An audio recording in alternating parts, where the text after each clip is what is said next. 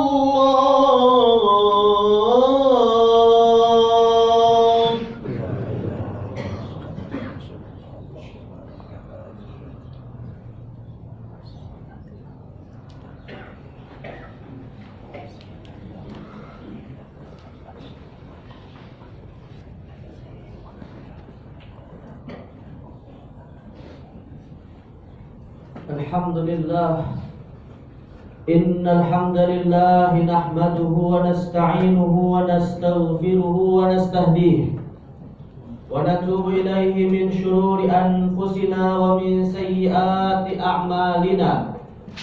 من يهده الله فلا مضل له ومن يضلل فلا هادي له أشهد أن لا إله إلا الله وحده لا شريك له خصنا بخير كتاب أنزل وأكرمنا بخير نبي أرسل وأتم علينا نعمه على دين شرع وأشهد أن محمدا عبده ورسوله وخليله وصفيه من خلقه لا نبي بعده بلغ الرسالة وأدى الأمانة ونصح للأمة وكشف الله به الغمة حتى أتاه اليقين اللهم فصل وسلم وبارك على سيدنا محمد وعلى آله وصحابته ومن سار على نهجه واتبع سنته واقتفى أثره وسار على نهجه إلى يوم الدين أما بعد فيا عباد الله أوصيكم ونفسي بتقوى الله وطاعته فقد فاز المتقون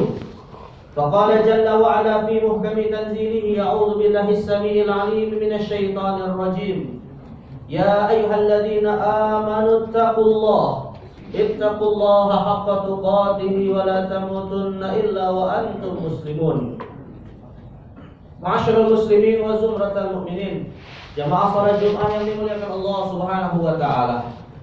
Alhamdulillah, puja dan puji syukur marilah senantiasa kita panjatkan kehadirat Allah Azza wa Jalla.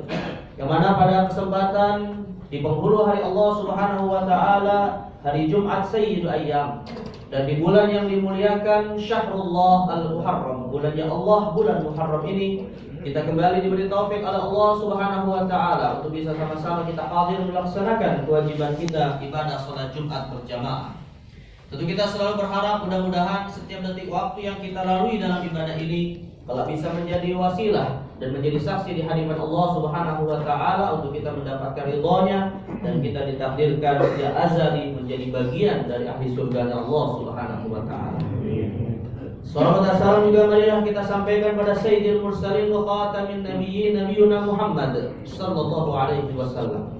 Yang sama-sama kita harapkan syafaatul uzmanya di hari mahsyar. Dan kita pun berharap mudah-mudahan bisa menemani Nabi Muhammad sallallahu alaihi wasallam di Jannatil Firdaus. Jemaah kaum muslimin yang dimuliakan Allah Subhanahu wa taala, dan tak lupa sebagai salah satu di antara 5 rukun Islam, satu sama lain di antara kita saling berwasiat untuk meningkatkan kualitas dan kuantitas ketakwaan kita kepada Allah Azza wa Jalla, imtithal awamiri wa ijtinabin nawahi, dengan kita senantiasa berkomitmen istiqamah menjalani setiap apa yang diperintahkan oleh Allah dalam bimbingan risalah Nabi Muhammad sallallahu alaihi wasallam dan menjauhi setiap larangannya. Dan dengan itu kita pun berharap layak untuk mendapatkan predikat sebagai al-muttaqun. Jemaah kaum muslimin yang dimuliakan Allah Azza wa Jalla, dalam suatu hadis Nabi sallallahu alaihi wasallam telah menginformasikan kepada kita adanya 4 pertanyaan yang pasti akan ditanyakan kepada setiap hamba Allah, di mana setiap hamba Allah tidak akan selamat dari hisab Allah kecuali dia akan ditanya 4 pertanyaan tersebut. Salah satu di antara 4 pertanyaan tersebut adalah terkait dengan hartanya, di mana Nabi sallallahu alaihi wasallam berkata, "La tazulu qadama 'abdin hatta yus'ala an arba'." Dia adalah seorang hamba selamat dari hisab Allah kecuali ditanyakan kepadanya 4 perkara. Yang pertama, an umrihi fima afnah, tentang umurnya bagaimana ia mengisinya. Wa an syababihi fima ablah, tentang masa mudanya bagaimana dia memproduktifkannya. Wa an ilmihi fima amila bihi, tentang ilmunya apakah telah ia amalkan. Dan yang keempat, wa an malihi min aina iktasaba wa fima anfaqa, tentang hartanya dari mana ia dapatkan dan bagaimana ia menggunakannya. Terkait dengan pertanyaan yang keempat ini, yang bahkan Nabi SAW menyebutkan bahwa Allah akan bertanya sampai 2 pertanyaan sekaligus, yaitu dari mana kita mendapatkannya dan kepada apa saja kita menggunakannya. Ada satu hadis yang juga menjadi satu peringatan dari Nabi SAW tentang harta ini. Terlebih dan terkhusus lagi peringatan ini adalah terkait dengan harta yang dimiliki seorang muslim menjelang ia wafat. Harta yang bisa jadi setiap manusia ketika ia sudah merasakan tanda-tanda kematiannya, seperti umur yang telah sepuh misalnya, lalu kemudian ia berpikir tentang hartanya, bagaimana ia kemudian mewariskan atau ia berikan kepada keluarga yang ia tinggalkan. Nabi SAW memperingatkan dengan satu hadisnya yang jika kemudian kita salah menyikapi harta yang akan kita tinggalkan nanti berpotensi menjadikan amal-amal soleh kita seakan-akan sia-sia di hadapan Allah Subhanahu wa taala. Dalam hadis yang diriwayatkan oleh Imam Tirmizi, Nabi sallallahu alaihi wasallam bersabda, "Innar rajula la ya'malu bi ta'atillahi 60 aman wal mar'atu, thumma yahduruhumal mautu fayudarrani bil wasiyyati fawajaba lahuman nar." Kata Nabi sallallahu alaihi wasallam, ada seorang laki-laki atau perempuan yang sudah melakukan berbagai macam amal soleh, melakukan berbagai macam ibadah dan kebaikan selama 60 tahun lamanya umur yang Allah berikan kepadanya. Nabi SAW menyebut 60 tahun ini jemaah sekalian sebagai isyarat bahwa umumnya manusia memiliki umur antara 60 sampai 70 tahun. Seperti disebutkan dalam hadis, "A'mar ummati baina 60 wa 70 wa qalilun man tajawaza dzalika." Umur umatku, kata Nabi SAW, berkisar antara 60 sampai 70 dan sedikit sekali yang melewati umur tersebut. Nabi SAW mengatakan ada yang sudah beramal soleh sepanjang umurnya. 60 tahun dari kehidupan yang Allah berikan kepadanya berisikan ketaatan dan ibadah kepada Allah Subhanahu wa taala. Tapi kemudian tsumma yahdurhumal maut, lalu ketika ajal akan mendatangi dirinya, fayudarrani bil wasiyah, dia membuat satu wasiat. Dia membuat satu pesan terakhir terkait dengan harta yang akan ia tinggalkan bagi keluarganya. Tetapi kemudian wasiat tersebut malah mendatangkan mudarat, mendatangkan bahaya, bahkan mendatangkan polemik di antara keluarga yang nanti akan ia tinggalkan. Dan karena sebab itulah fawajaba lahuman nar, Allah takdirkan ia dijebloskan ke dalam api neraka. Jemaah sekalian yang dimuliakan Allah Azza wa Jalla. Lantas apa yang dimaksud oleh Nabi SAW dengan wasiat terakhir atau dengan wasiat terkait harta yang akan ditinggalkan yang menyebabkan seseorang dijebloskan ke dalam api neraka ini? Dalam konteks ini jemaah sekalian yang dimuliakan Allah, kita harus memahami terlebih dahulu apa itu makna wasiat. Para ulama menjelaskan bahwa yang dimaksud dengan wasiat adalah pemberian atau hibah harta dari seorang yang hidup kepada orang lain yang juga masih hidup, tetapi dijanjikan kepemilikannya setelah sang pemberi itu kemudian meninggal. Artinya wasiat ini mirip dari sisi pemberiannya dengan hibah, yaitu pemberian dari orang yang hidup kepada orang yang hidup. Tetapi di sisi yang lain dia memiliki kemiripan dengan waris, karena kepemilikannya baru kemudian bisa diserahkan kepada sang penerima ketika sang pemberinya itu meninggal. Dan dalam konteks inilah ketika seorang muslim memiliki harta dan dia merasakan telah dekatnya ajal yang kemudian Allah berikan kepadanya dari kehidupan, dengan tanda-tanda yang Allah berikan kepadanya dari umurnya, dari masa atau dari fisiknya yang sudah semakin menua dan seterusnya, lalu ia kemudian membuat satu pesan terakhir untuk keluarganya terkait dengan harta, tapi kemudian malah pesan itu menimbulkan satu masalah besar yang nanti akan ditimpakan kepada keluarganya setelah ia meninggal. Dan dalam hal ini para ulama mengatakan bahwa wasiat yang dimaksud mencakup dua hal, yang mana hal itu diharamkan bagi seorang muslim ketika ia berwasiat tentang hartanya kepada keluarganya. Yang pertama adalah ketika wasiat harta tersebut diberikan atau diperuntukkan kepada ahli waris. Ini merupakan wasiat yang tidak dibenarkan di dalam Islam. Karena Nabi SAW telah bersabda, "Innallaha qad a'ta kulli haqqin haqqahu fala wasiyata liwarithin." Sesungguhnya Allah Subhanahu wa taala telah menetapkan hak dari ahli waris sesuai dengan ketentuan Allah seperti yang disebutkan dalam banyak ayat dalam surah An-Nisa, dan itu tidak dibenarkan diberikan kepada ahli waris dalam wujud wasiat. Artinya ahli waris hanya berhak mendapatkan harta berdasarkan ketentuan waris dan tidak boleh berdasarkan wasiat. Bahkan ketika seseorang berwasiat tentang hartanya kepada sebagian ahli warisnya, seperti seseorang misalnya mengatakan kepada salah satu anaknya bahwa rumah ini akan menjadi milikku setelah aku meninggal, akan berpotensi menimbulkan konflik dan kemudian terpecahnya silaturahim antara sesama ahli waris. Inilah yang dilarang di dalam Islam, karena sesungguhnya ahli waris akan mendapatkan hak waris sesuai dengan ketentuan Allah Subhanahu wa taala. Kemudian yang kedua, jemaah sekalian yang Allah Azza wa Jalla, termasuk wasiat yang tidak dibenarkan dan bisa mendatangkan mudarat bahkan kemudian mensia-siakan amal soleh seorang hamba adalah ketika wasiat itu dari sisi penerimanya telah benar diberikan kepada selain ahli waris, tetapi nilainya lebih dari batasan yang ditentukan oleh Allah Subhanahu wa taala.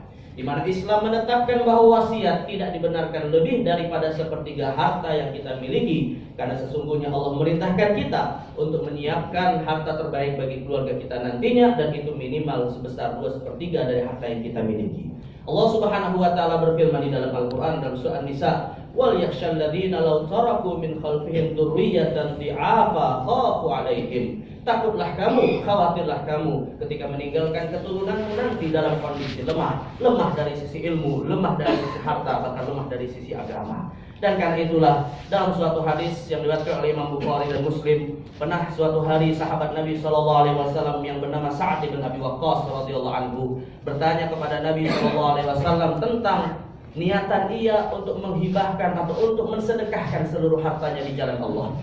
Dia berkata kepada Nabi SAW, "Ya Rasulullah, inna li ibnah, afa atasaddaqu bi jami'i mali?" Ya Rasulullah, sesungguhnya aku ini hanya miliki seorang saja ahli waris, seorang wanita yang kemungkinan jika aku meninggal semua kebutuhannya tentu akan dipenuhi oleh suaminya. Apakah dibolehkan aku kemudian mensedekahkan seluruh hartaku di jalan Allah Subhanahu wa taala? Kemudian Nabi mengatakan, "La, itu tidak dibolehkan." Fathulutsani ya Rasulullah, kalau 2/3-nya bagaimana ya Rasulullah? Itu pun tidak dibenarkan. Wan nisfu ya Rasulullah, kalau 1/2 bagaimana ya Rasulullah? Itu pun tidak dibenarkan. Watsulusu ya Rasulullah, bagaimana kalau 1/3 ya Rasulullah? Lalu Nabi mengatakan, ats-tsulusu watsulusu katsir. 1/3 itulah batasan maksimalnya dan itu telah banyak. Lalu Nabi SAW mengatakan, innaka antada'a warathataka aghniya khairun laka min antada'a alatan yatakaffafunan nas. Wahai Sa'ad, engkau meninggalkan keturunanmu dalam kondisi berkecukupan itu lebih baik daripada engkau meninggalkan mereka dalam kondisi miskin yang kemudian meminta-minta kepada manusia. Jemaah sekalian yang dimuliakan Allah Subhanahu wa taala, inilah di antara pesan Nabi SAW terkait dengan harta yang nanti akan kita tinggalkan kepada keluarga dan keturunan kita. Tentunya tanpa kita harus menunggu masa tua kita, tanpa kita harus menunggu ketika sudah tanda-tanda ajal kita akan datang, harus kita persiapkan ketika kita memiliki keluarga. Karena siapalah di antara kita yang mengetahui ajal yang ditetapkan oleh Allah Subhanahu wa taala. Bisa saja di waktu muda kita, bisa saja saat kita masih memiliki umur yang produktif, Allah kemudian memanggil, Allah kemudian mencabut nyawa kita. Karena itu merupakan di antara rahasia Allah Subhanahu wa taala. Karena itulah sekali lagi kita bersiap diri, kita kemudian mempersiapkan keluarga yang nanti akan kita tinggalkan, yang mudah-mudahan tidak menjadi sebab kita kemudian dijebloskan ke dalam api neraka, tapi sebab untuk kita bisa mendapatkan amal jariah yang terus akan mengalir pahalanya meskipun kita telah meninggal. Dan mudah-mudahan Allah Subhanahu wa taala mengumpulkan kita semua ke dalam surganya bersama dengan keluarga kita, seperti yang dijanjikan oleh Allah di dalam Al-Qur'an, walladzina amanu wattaba'athum dzurriyyatuhum biimanin alhaqna bihim dzurriyyatahum. Dan orang-orang yang beriman lalu diikuti keimanannya oleh keluarganya, Allah akan pertemukan mereka di dalam surganya nanti. Amin ya rabbal alamin. Barakallahu li wa lakum fil Qur'anil azim wa nafa'ani wa iyyakum bima fihi minal ayati wa dzikril hakim. Aqulu qouli hadza wa astaghfirullahal azim li wa lakum fastaghfiruhu innahu huwal ghafurur rahim.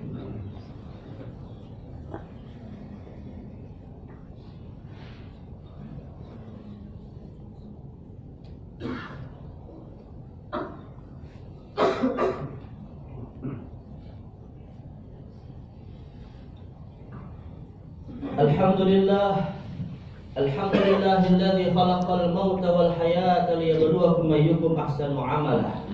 Wassalatu wassalamu ala rasulillahi nabiyyi rahmah wa ala alihi wa sahabatihi wa mawalah wa la hawla wa la quwwata illa billahi amma ba'd. Fa ya ibadallah, usikum wa nafsi bi taqwallahi wa ta'atihi faqad fazal muttaqun. Faqala ta'ala fil Qur'anil azim, a'udzu billahi as-sami'il 'alim minasy syaithanir rajim. Ya ayyuhalladzina amanu ittaqullaha wa tanzur nafsum ma qaddamat lighad wattaqullaha innallaha khabirum bima ta'malun. Wa'lamu anna Allaha qad amarakum bi amrin bada fihi bi nafsihi wa sanna bi malaikatihi al-musabbihati bi qudusihi faqala ta'ala wa lam yazal qailan 'alima innallaha wa malaikatahu yusalluna 'alan nabi. Ya ayyuhalladzina amanu sallu 'alaihi wa sallimu taslima. Allahumma fassalli wa sallim wa barik ala sayyidina Muhammadin sayyidil mursalin wa ala alihi at-tayyibin at-tahirin wa ashabihi al-ghurril mayamin. Warḍa Allahumma 'an sadatina Abi Bakr wa Umar wa Utsman wa Ali wa 'an baqiyatil 'ashratil mubashshirin bil jannah wa 'an baqiyatis sahabati ajma'in wa 'anit tabi'in wa tabi'ihim bi ihsan ila yaumiddin. Warḍa Allahumma 'anna ma'ahum bi rahmatika ya arhamar rahimin. اللهم اغفر للمؤمنين والمؤمنات الأحياء منهم والأموات إنك على كل شيء قريب مجيب الدعوات ويا قاضي الحاجات. اللهم أصلح لنا ديننا الذي وعصمة أمرنا وأصلح لنا دنيانا التي فيها معاشنا وأصلح لنا آخرتنا التي إليها معادنا واجعل الحياة زيادة لنا في كل خير واجعل الموت راحة لنا من كل شر. اللهم أعز الإسلام والمسلمين اللهم انصر الإسلام والمسلمين اللهم عليك باليهود الغاصبين الحاقدين اللهم زلزل أقدامهم وشتت شملهم واجعل كيدهم في نحورهم وانصرنا عليهم يا رب العالمين. اللهم انصر إخواننا المجاهدين المستضعفين في غزة اللهم انصر إخواننا المجاهدين المستضعفين في فلسطين وفي كل مكان وزمان يا ذا الجلال والإكرام ويا ذا العزة والجبروت يا أرحم الراحمين. ربنا ظلمنا أنفسنا وإن لم تغفر لنا وترحمنا لنكونن من الخاسرين. ربنا آتنا في الدنيا حسنة وفي الآخرة حسنة وقنا عذاب النار. عباد الله إن الله يأمركم بالعدل والإحسان وإيتاء ذي القربى وينهاكم عن الفحشاء والمنكر والبغي يعظكم لعلكم تذكرون. فاذكروا الله العظيم يذكركم واشكروه على نعمه يزدكم واسألوه من فضله يؤتكم ولذكر الله